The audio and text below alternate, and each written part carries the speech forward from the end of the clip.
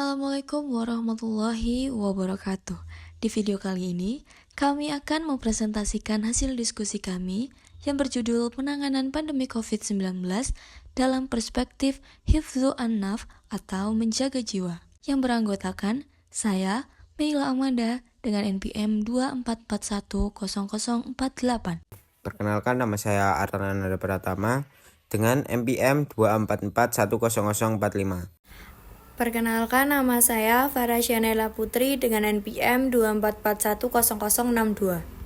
Baik, selanjutnya kita masuk ke materi yang pertama, yaitu adalah latar belakang. Pandemi COVID-19 telah memberikan dampak besar terhadap berbagai aspek seperti sistem layanan kesehatan yang kolaps, aktivitas ekonomi yang melemah, dan kehidupan agama yang terganggu. Dalam konteks umat Islam, pandemi COVID-19 juga memunculkan dilema antara pelaksanaan ibadah berjamaah dan keselamatan jiwa. Pembahasan Islam sebagai agama rahmat bagi seluruh alam sangat menjunjung tinggi nilai kehidupan. Salah satu dari 5 maksud syariah adalah menjaga jiwa manusia. Syariat Hifdzu an-Nafs. Islam tidak hanya mengatur hubungan manusia dengan Allah, tetapi juga mengatur keselamatan dan kemaslahatan umat. Oleh karena itu, dalam situasi darurat seperti pandemi, prinsip menjaga jiwa menjadi sangat relevan dan mendasar. Dan selanjutnya, tujuan dan manfaat. Yang pertama, penyesuaian ibadah demi keselamatan jiwa. Ulama dan pemerintah mengeluarkan kebijakan penyesuaian ibadah seperti meniadakan sholat Jumat di daerah zona merah dan membolehkan sholat di rumah. Ini sesuai dengan kaidah fakih ad-darar zuzal, bahaya harus dihilangkan.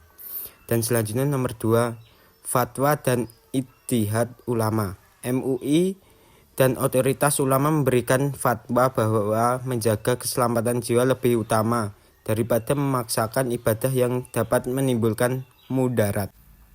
Dan yang ketiga, ada hadis Nabi tentang wabah. Nabi Muhammad SAW bersabda, "Jika kamu mendengar wabah di suatu tempat, maka janganlah kamu masuk ke tempat itu. Dan jika terjadi di tempat kamu berada, jangan keluar darinya." HR Bakhri dan Muslim.